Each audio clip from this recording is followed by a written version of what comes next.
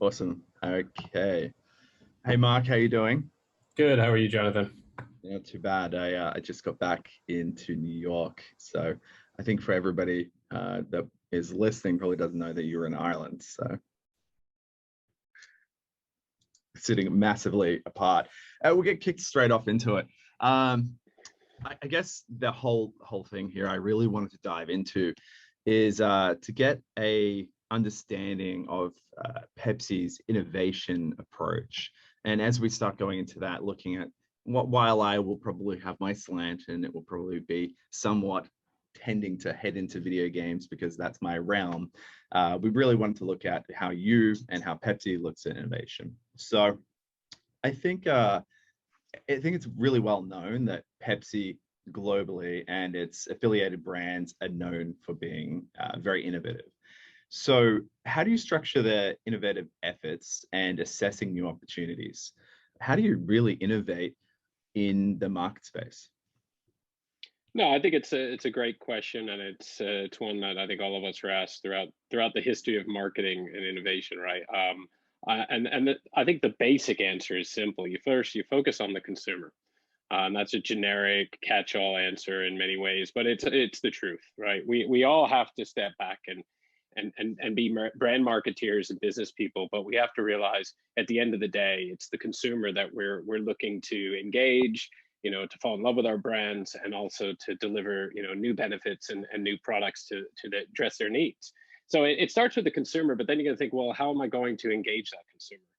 And that's where innovation has to take an entirely new, a new road and a new twist on it, because innovation in the old way of innovation was very linear, and innovation today is very dynamic. It involves everything from new business models to different ways to test with consumers, to learn from consumers, new ways to create products.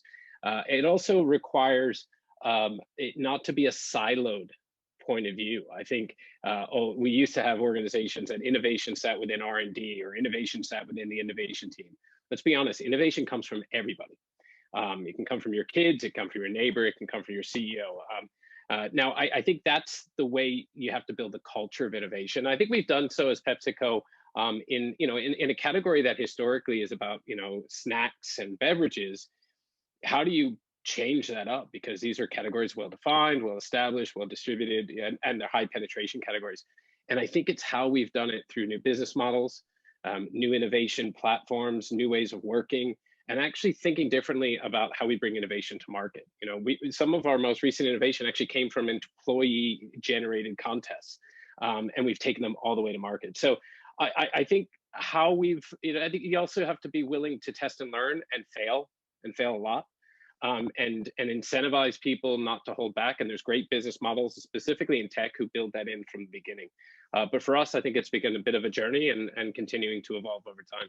Yeah, I very much, that's a cultural thing that we see typically, is embracing that culturally inside your organization. And obviously there's drastic differences between the size of our business and PepsiCo, but driving very early on at the cultural embrace of ideas flowing through from every level of the employees, and actually filtering that to the top and having them engaged. I think it makes it like you're very tapped into the reality of what's happening into the market instead of being blinded only from seeing what's happening at the top. With that, I guess, in mind, once you launch an innovative idea, how do you evaluate the marketing efficacy, or maybe the measurement might be new or something like this? How do you measure that? Well, look, at the end of the day, measurement is critical to everything we do as a business. I think there has to be a balance between the art and the science when it comes to innovation.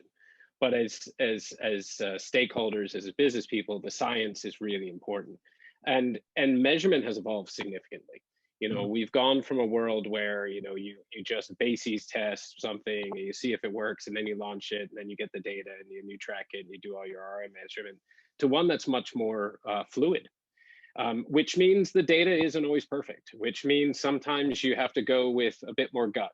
Sometimes you have to go in a test market and really make some extrapolation around the consumer, the competitive set, the channel dynamics in that market, and how you can lift and scale that idea into other places. And measurement's critical, and we're using every traditional tool, but I also think it's about capability building.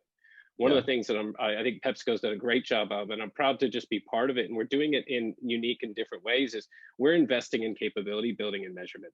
We're not outsourcing everything. We've got great partners, but I think it's important that measurement has to be part of your culture, just like creativity, just like innovation. So measurement is absolutely critical.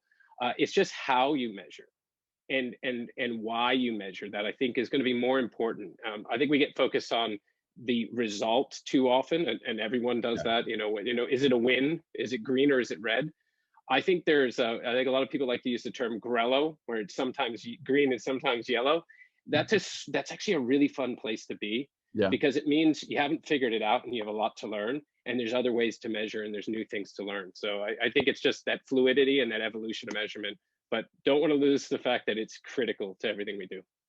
Yeah, no, definitely. I mean, at the end of the day, I think everything everyone is doing, it still comes back to whether you can count and how many times did this happen or did that happen. So I guess it's funny, like, as we're going to look at this and you start thinking of innovation and the reality that the world just went through, it's a massive upheaval of all the norms. And as you start looking at that change and looking at where it's changed and how it has changed, innovation requires a pulse on consumer trends.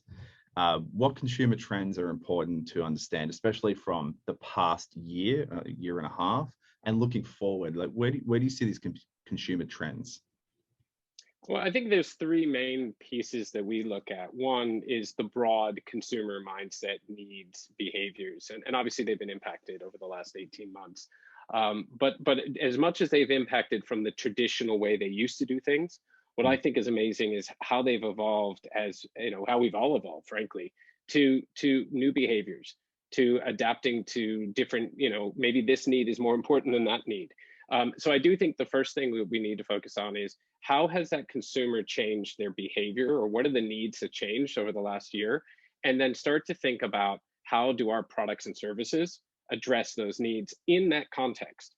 This idea of context and really being intrinsic to everything you do is so critical, and more critical when we live in a world of staring at screens like we're doing right now, because we see each other in a way that's, it's actually become so real.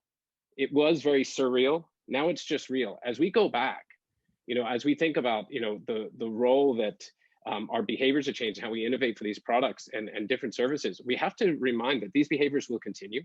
Mm-hmm. So that's on the consumer side. And obviously things like health and wellness has changed, the mindset of convenience has changed. I mean, look at what's happened between online shopping, delivery, all of the things that some of us maybe were engaged in, but not as much, or didn't rely on as much. Health and wellness means different things. I work in sports, and when gyms are closed, when you can't watch sports, you change your mindset. We adapted dramatically in that. We innovated in that space. And then the last I would just say is channel dynamics. Think about your customers. How has this impacted them? What are they going to do different? How are they going to change the way they go to market, or the way they merchandise, or the way they fulfill products?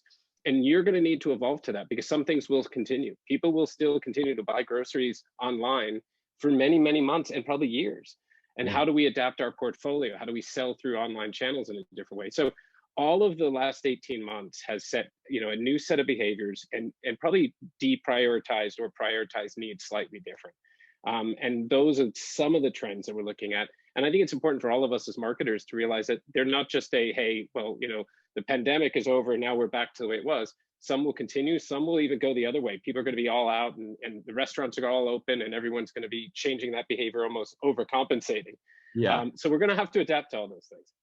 Yeah, it's as you say this, I've been reading a lot of these sort of reports that have been coming out that, it just take the States, for example, that America's been fundamentally changed from COVID, and things may not go back to the way people thought they were. It's not just, okay, vaccines are rolled out, now we just go back to what it was at the end of 2019. That's not a reality. And when you say things like behavioral shift, when we hear this comment all the time, it's like, especially in the video game space, they're like, wow, COVID must have really grew video games. It must have been a lot more people. Video games were massive before COVID. It's just that there's been more focus on it. People are realizing that this is actually happening. They've got a second to stop and actually realize what's happening in the world. Where are the channels? Where are people spending time? And to your point about behavioral shift, they started doing these things just because the vaccines were out. There was already massive. The ones that gained, or the new gaming set that came on, we're predicting they're not going to leave. They're going to keep playing. So I guess that's yeah, behavior is interesting. But I guess as you're talking around behavior, I know this is something that you always like to look at, and the idea or the concept of receptivity around advertising. And where are you finding these audiences and the receptivity that they have, or how receptive they are being inside of these different channels? Why, to you, like, why do you see this being such an important topic now? I think it's because it's been largely, I wouldn't say overlooked, but maybe disproportionately viewed as, reliant on the traditional model of advertising or communication or engagement, frankly, right? And when you have such a cultural shift and behavioral shift like we've all gone through, it makes you, jump ahead or skip a generation or second guess. I mean, maybe we should invest a little more in this or that. And we all went through different realms of this. And when you step back and stop thinking about, well, what's my media buy, and you change the conversation to what is the message I want to get, and when and where is a consumer most receptive to that message, it shifts the conversation. Now, don't get me wrong, there's a huge and always will be a major market and a major need from all of us for traditional media and advertising. But if the receptive consumer is doing different things, like you said, gaming was big. Gaming's just more culturally ingrained in everyday culture because of the pandemic. And there are a lot of closet gamers who probably need to talk about it now that are talking about it a lot more. But I think it's how you meet and get your message to those folks in different ways. And the pandemic has forced people to think differently about in-game messaging. It's forced people to think differently about how you engage in gaming. I mean, a couple of years back, it was all about esports and events and streaming. While that still existed, the events went away. So those opportunities to be with those consumers and where they're most receptive have changed. So whether it's gaming, traditional sports, or even just traditional communication, I think we all as marketers have to really step back and just ask the questions, where and when is my consumer most receptive to my message? And that will inform our advertising strategy. Yeah, no, I agree. Before COVID, people watched a lot of non-linear video, played lots of video games. And I think the more we've watched, and it's starting to, as the world is opening up, do you think that, as we talk about this behavior concept as well, do you think that the brand should still pay attention to these channels? Like, as things open up, are they going to be watching it? And we talked about the change in behavior, but should brands be paying as much attention to these channels or more attention, knowing that this behavioral shift is going to stick? I think these are the times where it's really important that you don't just move on from what you learned, and you actually stay in touch and focus on these channels. Because it's, if you think that this is a blip in time and then 6 months you realize actually this thing's still taking off and I should have gotten in and stayed engaged, I think you're going to miss out.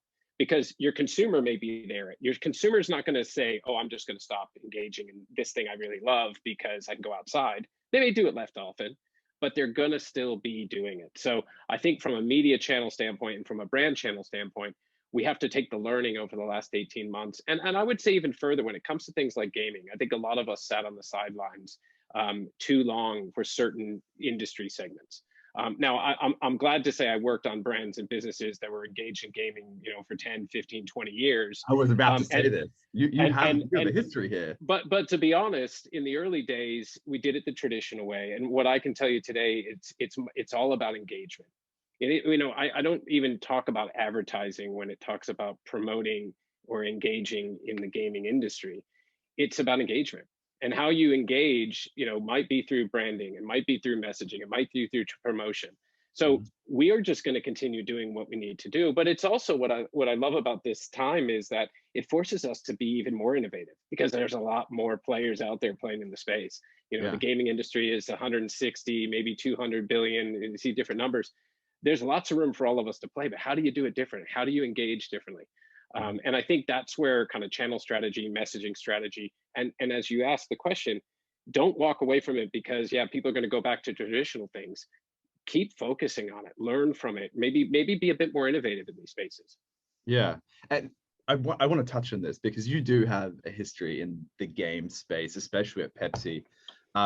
So is there something you want to talk about this? I'd love you to talk around some of the work that you've been proud of, especially in the game space, and what Pepsi's done. Well, I can't take credit. A lot of the teams around the world have done lots of great things. We've had owned gaming properties like in Russia, where we've created, an adrenaline platform, which was an esports platform that we built from scratch, promoted, produced, published, created an entire engagement / entertainment platform. Did the same thing in India with Mountain Dew. Mountain Dew in the US, the team there, and I was a part of that team at different times. Amazing work in engaging with key traditional IPs, but one of the first brands to bring in-game engagement, in-game gear, in-game branding, exclusives for customers, but also for our key consumers, tying it in with other brands. And then you look at the industry as a whole, and technology has just unlocked a lot of different things. The publishers, the developers are doing great things. The technology is becoming less rigid. I'll tell you, in the early days of this, to do something unique and creative in a first-person IP, first-party IP would be really hard. Yeah. But actually, in today's world, there's a lot more opportunity, and I think it's where we talk about innovation. Innovation is not just what's the new PepsiCo drink or food product. It's how we innovate in our marketing and advertising, and platforms like gaming and streaming and more digital platforms. They actually give us a lot more less rigid structure than it had even 5 years ago. So I think this is also a time where you can look at what we've done in the past, maybe traditional events, traditional promotions, but what's next? How do we start to bring gaming into that next horizon? And that's the exciting space. There's so many examples. We did some great work with PUBG recently.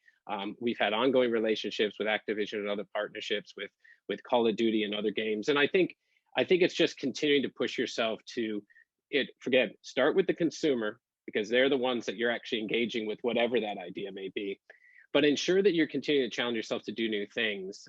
And that's what makes me proud, is that all the different markets, all the different teams around the world have kind of engaged this opportunity early. They've tested and learned. And that's allowed us to kind of continue to invest and try new things along the way. Yeah, I think much with what you said there is, if you look back to some of the old, and you would be very familiar with this, and even to your point, going back 5 years, it was very difficult doing something that was hard coded, and the timelines and the dates that just project out over 12 months to even get anything done in these things and getting into a game has been very difficult. I mean, to that point, our whole focus has been to minimize these timelines, get it in front of a game like Gamer. And as many are probably aware, I'm very much an advocate for the gamer's experience and how you actually put it in there. But that's been our whole concept as well. So how do you shorten the timelines? How do you get into these environments in a meaningful, intrinsic way and actually engage with the players? So I guess it'd be cool to discuss how we're moving forward then. Like PepsiCo and its affiliated brands are already significant in stadiums, the out-of-home sort of, I guess you would say, experiences, content integrations. What roles do you see traditional and non-traditional advertising methods in a post-pandemic world? Experience, well, I think authenticity, that kind of thing. Yeah, I think one of the most important things that we've learned through the pandemic, and it's also probably the thing most of us crave the most, is live experiences are just so important and so amazing. However, what we've learned is, without having live experiences, the value of some of the traditional advertising metrics, which for the most part are the bread and butter of partnership and sponsorship since the dawn of time, have kind of, it forced us to rethink, well, how it's not the only thing you need. It's how do you leverage that differently? And it gets to this, simple concept around engagement. As we think about traditional sponsorship, signage, advertising, whether it's in live sport or any other activity, while that is important and it's critical to our overarching strategy, how do you make the story that you're telling as part of that partnership, whether it be a game or a sport team, be more dynamic. Because even the greatest interactive LED and signage is still static in its principal form, and it's static when it comes through a flat screen. And that's where this idea of how do you make it more interactive. If you look at what we did in the Champions League opening ceremony this year, where we couldn't, and we virtually did it with Marshmallow, and we brought in special guests, and we tied it into the game and the broadcast in a unique way. You look at what the U.S. team does in its brand integration through some of its partnerships with the NFL and the NBA, and you look at what we do with music. It's music and live experiences are coming back, and we're all excited about that. But how do you take the learning from the traditional way and the new learning, both behavioral and how the industry and the consumers evolved, and just get more creative in those engagements and those storytelling opportunities? So I think we're going to see some really interesting new ways to engage in the traditional advertising space in sports and live events, but equally, and I think you brought this at the beginning of this, if you're playing a game, the last thing you want to do is just be fed things that feel inauthentic. And the authenticity of that experience through any type of brand engagement and advertising per se will actually be the thing that the gamer really enjoys. It'll feel more real. And the more real it feels, the less they might notice it as advertising, the more they might understand it as part of their gaming experience. And that's probably going to build a stronger affinity. So that's what we always look for. What is it I can do to actually enhance that experience?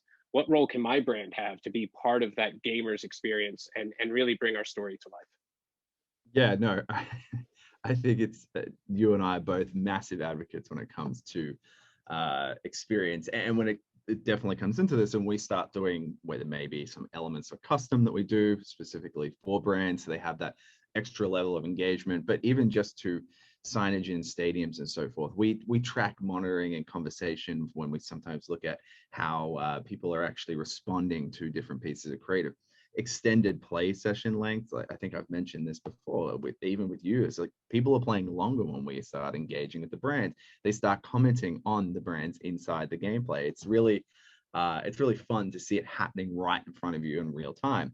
So I think we both agree that the world of advertising is more about user experience than an impression measurement. So moving forward, what are the top considerations brands should take when evaluating new digital forms of marketing? I think the first thing is experiment. You got to test and learn. You're going to have to take some risks. Because measurement may not be all there. The audience may be a bit smaller than what you're used to. It may not hit all your goals. But as you think about your marketing mix and your advertising strategy, always kind of carve out some space to test and learn, or to experiment, to try new things. Start with the consumer and their passion areas. Figure out how they're interacting.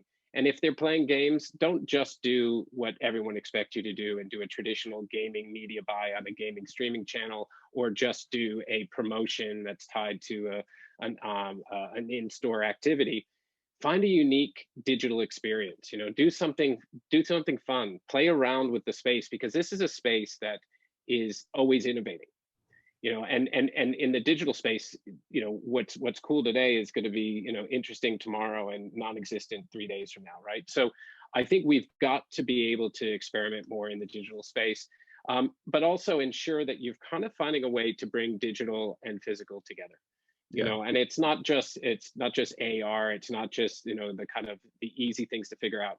It's just, at the end of the day, your consumer is on a journey. And they're looking for ways to be, to have your brand story throughout. So those touch points, they're easier to fill when you've got digital in play. It allows you to do more with performance marketing, and it allows you to do more with your brand. Yeah, I'd imagine some people will sit here and go, well, it's easy for you to say you're Pepsi. But the same way we look at this, and the same thing we sort of tell everyone to look at the gaming space, there's ways to do this. You don't need to be Pepsi. You guys come up with some really innovative ideas, but you can be larger, smaller, it doesn't matter. Gaming gives you, and the way we even look at it, the way we went into the idea and concept of delivering and bringing brands into games in a meaningful way is we wanted to really offer it to everyone, just like we wanted to offer the same capabilities to indie developers. How do you get the indie developer actually out into the world more and monetizing their creations is the same thing here for advertisers. So, and I would just build on that. I mean, yes, it's PepsiCo, but we've got groups like PepsiCo Labs. We're investing in startups. We're not just investing in traditional ways to get to that answer. We're investing in our people. We're doing internal contests to come up with products that are selling across the United States right now. So I think, I think the perception, I would argue sometimes is easier when you're a smaller company. Yeah. To try new things. But I think it's a culture. We started this conversation about innovation and culture, and that to me is at the heart of it. Yeah, no, definitely. So I guess circling back to your days in video game advertising and the experiences that you've created there, what opportunities do you think will open up with this capability, the realism being reflected, as we said before, reflecting realism inside video games? Like, what opportunities do you think will open up? Well, I think it's a balancing act, right? You brought up the authenticity point, and that's where brands need to appear in whatever environment, physical or virtual, in an authentic way. Again, it's almost like receptivity in a console on a mobile phone, right? So when are you most receptive? When you're playing a video game. But I do think brands need to continue to look for ways to link their storytelling into these channels. Yes, some of the more traditional advertising ways are relevant. And certain gaming genres, sports games in particular, we've been doing that for Gatorade for years, with placement in many of the major gaming video games, or sports video games. But as you start to think about the different genres and the different types of games, it's about trying to uniquely tie either the experience you're offering the player to your brand. We do it with branded gear in some games. We literally in a PUBG game, we had a Mountain Dew vending machine drop in the game, and that gave you power-ups. That was cool. Guys were searching for it. There's and the technology exists to do that. So I just think you've got to push, and honestly, you need to work closer with developers, ad tech companies, your agencies, to really push the button. Don't wait for someone to come back and brainstorm an idea and come back with that perfect presentation. They figured it all out. Go, even if for now it's sitting in a virtual room like this, throw stuff up at the wall, challenge each other to do different things. That's what I would focus on. It's a good point you made. Like, a lot of the time we're sitting there and we're trying to give a lot of feedback around how this is going to be received as a game, and what the perception is in the different segments, because they're different. Whether you're playing sports games, you're playing racing games, or anything, like, how is it actually going to feel, and what's the experience going to be like? Because at the end of the day, the brand is looking for a positive brand affirmation, and we are always trying to guide our clients down that path. Like, look, we play these things all the time, and we listen to the feedback we get from the players and retention and numbers. We're telling you, like, this is going to look really cool if you do it like this way. And I guess from your perspective, do you think that agencies and marketers should be open to the idea that maybe there's some ideas here that we could take, especially from the gaming fanatics? Like, how's this going to be received by my audience? Absolutely. And I think, we used to have, we used to have a group within Mountain Dew in the US that it was just consumers that we would tap into. And a lot of them were gamers, for throwing marketing ideas at them. And we did that for many, many years. It came up with everything from new products to engagement ideas. I think what we need to do is kind of drop our swim lanes, or our expected kind of, this is your role, that's your role mindset, and try to kind of work across teams, work with our consumers a lot more, ask them the questions, ask them what they think, pull from other industries. I'd love to see traditional advertising steal from video games and other types of platforms. No, I mean, really, because at the end of the day, it's the technology that exists to enable it. At the end of the day, a TV is just a bigger version of a screen. It's not, and we all know that, and we really know that over the last 18 months, right?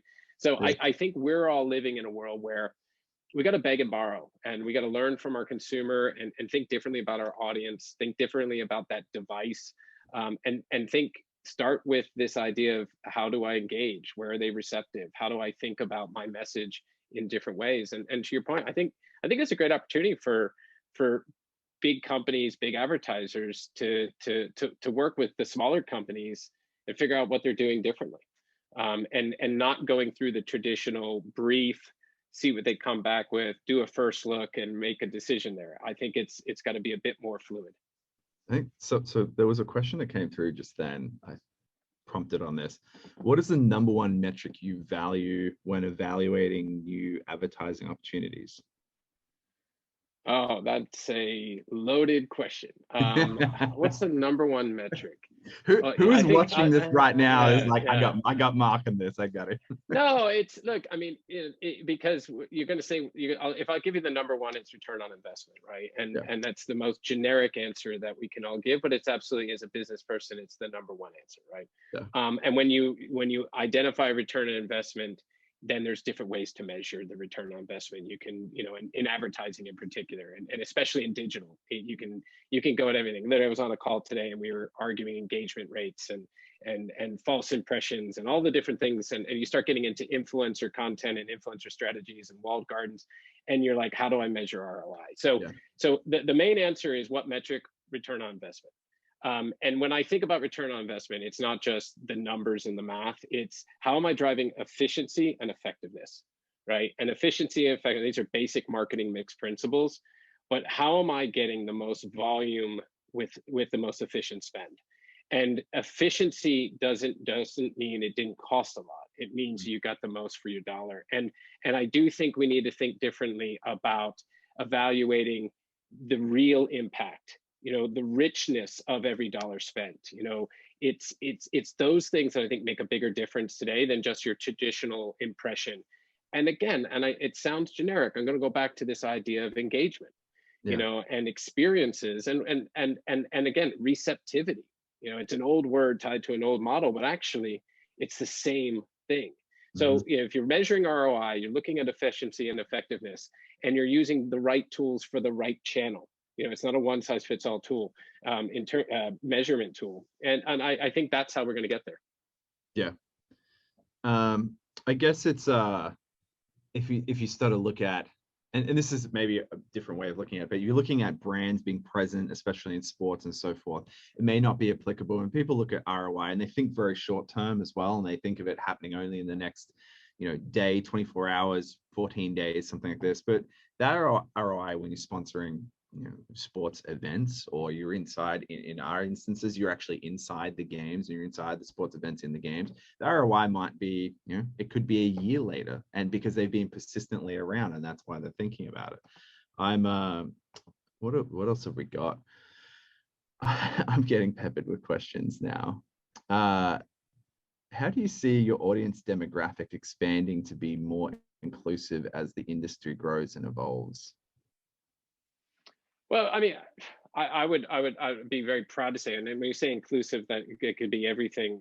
You could define inclusiveness across the board. I think one, first off, you have to have a culture of inclusiveness. And I think one of the things I'm most proud about PepsiCo is what we do from a diversity and inclusion standpoint. And when I say that broadly, we are, it's a culture. And therefore, that culture transcends into what we do day in and day out. And so if I'm thinking about my target market for a brand, look at sports and energy drinks. They tend to be more male dominated historically. Honestly, that's shifting. That's like for the numbers. It's absolutely shifting. And the dad of two girls, both incredibly active, both sporty, both. I mean, I couldn't disagree with some of the stereotypes that exist in many of these industries, and we've got to invest behind. And if you look at what we're doing in sports, Women's Champions League, it's a massive investment for us, but it's a really important thing because, like our partners, we're trying to level the playing field, equal game, and that affects then our marketing strategy, our media strategy, who we sponsor, the types of athletes, the types of advertising we do around that partnership, the types of on-ground grassroots activity. We had 54,000 young athletes be part of a 5v5 tournament. And we ended up with 26 teams. We had 12 teams from around the world of girls teams participating who came up through massive tournaments. Those types of things are really important. And that's going to affect our media and marketing strategy. It needs to be culturally rooted, and then it needs to be consistently executed. And that's how we're going to, really shift our focus from an audience standpoint. I think that sort of bleeds into another question that came through. I quite like this. How should older brands, how should older brands gracefully enter the newer technology spaces? The first thing is don't fake it. Don't do it just because someone says gaming is cool or that looks interesting. Find your unique angle. Find your unique role that you can play. Even for gaming, for some of our brands. I mean, like Mountain Dew is a really old 1930s originally. We bought it in the 70s brand, but we reinvented that brand in the 80s and 90s and actually put it at the front of kind of youth culture through action sports and gaming from the late 90s till today. But yet we still keep our roots in other sports, for example, especially in the US. And so, if you're an older brand trying to reach a new consumer, find your unique, authentic way that you can connect. And we've seen some amazing, restages of brands to target new consumers. And I think where they started with is they asked themselves is who are they? What's their purpose? What's the role that this medium or this passion area is going to play in telling my story? And also they got to be willing to to try something new. And again, it just goes back to my first point is like, don't just do it for the sake of doing it. Do it because you believe in it and you've thought it through and you found a role it's going to play in your storytelling.